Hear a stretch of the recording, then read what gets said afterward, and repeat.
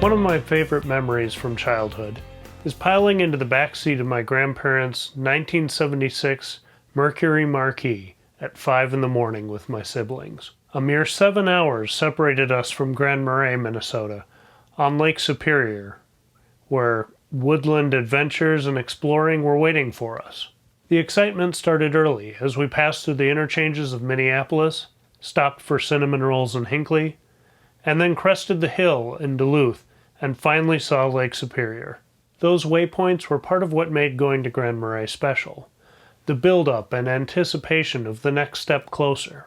After earning my driver's license, the travel continued, but expanded to new destinations with family trips across the country. In my college years and after, my brothers and I would road trip to the Gulf and a few times to the West Coast. Then I got married, and we road tripped our honeymoon and several trips afterward.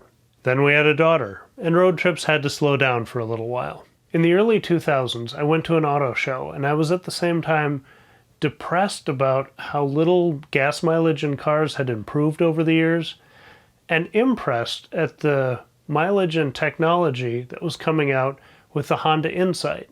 I even thought it was pretty well styled. I was really excited about the hybrid technology, but the Insight was pretty cramped, especially in the back seat. Now, the Toyota Prius had more space, but it didn't win in the looks department.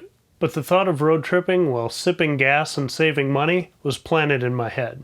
My cars have been a hodgepodge of whatever I could afford when the last one died suddenly.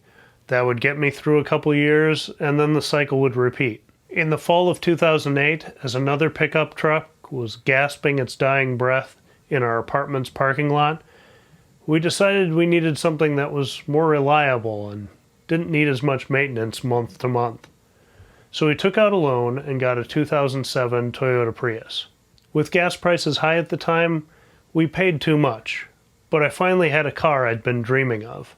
I love driving that car, even though the styling and performance aren't the greatest. But it's small, it sips gas, and it can be plenty of fun. I'd heard of Tesla from early reports of the Gen 1 Roadster. It was an electric car that could outperform gas cars, but it was an expensive toy for the rich. It wasn't practical or affordable for real people or long-distance driving. So other than having a vague sense that it was a cool concept out of my price range, I didn't really follow the company's progress. I'd hear things from time to time, mostly negative press, but I really didn't give it much thought. Then a few years ago, I noticed that our usual stop in Hinckley had these white pillars with Tesla written across the top of it in the corner of their parking lot. I went over to check it out, but there was no sign and no explanation for what they were or how they worked. I assumed they were there for charging cars, but it was like looking at a foreign language for the first time. Were there really that many Teslas on the road? And if there were chargers in Hinckley, were there others around?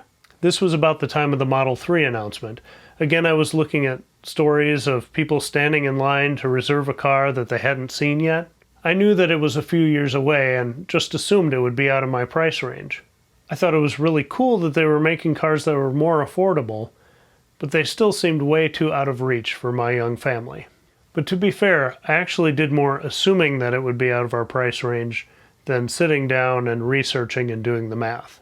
It just seemed like too much of a luxury item to consider it a realistic possibility. I also couldn't imagine that the range or charging infrastructure would be enough that it would be useful for real people. I'd heard stories about the Prius Prime and Nissan Leaf having really short electric ranges and taking quite a while to charge up. I was also vaguely aware of the Chevy Bolt, but didn't know much about that either. In early summer 2018, a friend of mine was visiting from upstate New York. He was driving a Model 3, and when I saw it, I just had to pepper him with questions. After he let me test drive it, I was hooked. It was like stepping into the future, like into one of those World of Tomorrow films from the 50s. This was the thing we were promised, not a flying car, but something real and functional and fun. He told me about his road trip to Minnesota, his supercharger stops, how large the network was and how fast it was expanding, and how the car kept him abreast of where he was along his path, what his mileage was, and where his next charging stops would be. Since that day, I've been insufferable to my wife. As big of a jump in technology that the Prius was to a normal car, the Tesla was twice that jump from the Prius. I devoured every YouTube video I could find on Tesla and stalked their website to check out their supercharger network and plan imaginary trips to see if I could make it.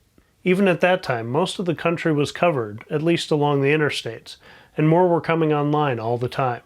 With a roll of her eyes, my wife agreed to go with me to do a test drive at the showroom in Eden Prairie, Minnesota. She was a good sport about it, considering I didn't and still haven't shut up about it. Since I'd driven the Model 3, and we were trying to decide whether we'd get a new Model 3 or a used Model S, we decided to drive the S.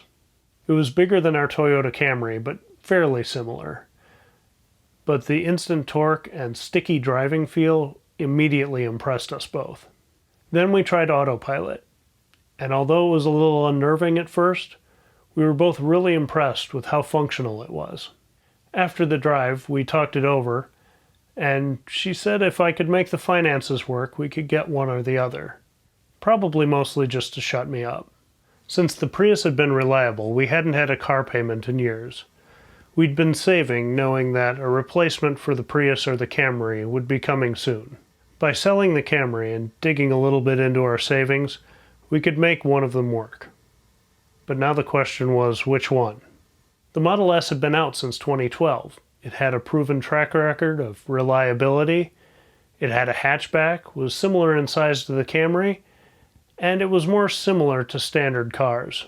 The used 2015 Model S we were looking at was similarly priced to a new Model 3 that was available at that time. The Model S had a rated range of 265 miles in ideal conditions, all-wheel drive, cold weather package, and autopilot version 1. According to the videos I was watching at the time, the Model S was better sized for families, had more options, and version 2 autopilot wasn't going to be significantly better for quite a while. Since it was an early Model S, it had free supercharging for life. So charges on road trips would not only be cheap, they'd be free. The Model 3 was far more futuristic. With a single center screen, the windshield in front of you looks immense, like you're looking through the windshield of a Jetsons car. The long-range version available to configure at the time had a range of 310 miles, again in ideal conditions. But it was new and unproven, and even though I loved driving my friend's Model 3, I was starting to hear a lot about condition issues, delivery issues, and availability from the media and even some Tesla fans. If I couldn't even get a vehicle in 2018 to get the max tax credit, would it even be worth it? Would my wife like the center screen only design? She saw it, but she never drove it. In late July 2018, I took the plunge and put a deposit down on a used 2015 Model S. At the time, it seemed like the safest, most logical, and cheaper choice of the two. In the end, with tax included, it was about $57,000. But no tax credit on a used vehicle, so maybe more expensive than a 3 would have been. At this point, my brain was turning into mush from all the numbers. Regardless, we bought the Model S. And on August 11th, 2018, we drove the Prius down to Chicago to pick it up. And that drive reminded me of just how incredible the Prius is. We made it all the way there and part of the way back on 10 gallons of gas. And then the rest of the way home only took 3/4 of a tank. The purchasing and pickup process deserve their own video. For the most part, it was positive, but it was confusing at times because I didn't even know the right questions to ask. But I drove out of the service center in Chicago in a blue Tesla named Elwood, turned on the radio to hear Jimi Hendrix's Crosstown Traffic, and I fell in love.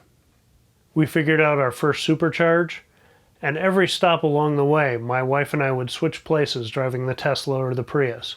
At each stop, we'd excitedly tell each other what we learned in the last 150 miles or so. I got home exhausted at about 3 or 4 a.m. after a very long day of driving, but really excited about this step into a new world. One of the reasons I went with Tesla was because I wanted to be part of a revolution that I saw happening. Now, we could have gone to transition to electric with a Nissan Leaf or Chevy Bolt, but I just wasn't confident it could do the kind of driving that I wanted to do. Family road trips with quick, manageable charging with a young child. I also wanted to see for myself if this kind of travel was viable for real people, or people who don't care about the environment, or people who like the noise and smoke of traditional cars. Was it a good enough experience to change minds? To test that, I needed a trip. And not just a trip around town, I needed a destination. I remembered the Tesla Model S had set the EV speed record up the Pikes Peak hill climb a few years earlier, and that sounded like a good challenge to me. Not the speed run per se, but the mountain climbing, elevation changes, and long distance that a trip to and through Colorado would take. My brother had friends in Colorado Springs, so we picked a long October weekend and hit the road. I'll share that experience of our first EV road trip in another video, but for now, thanks for watching and have a great day.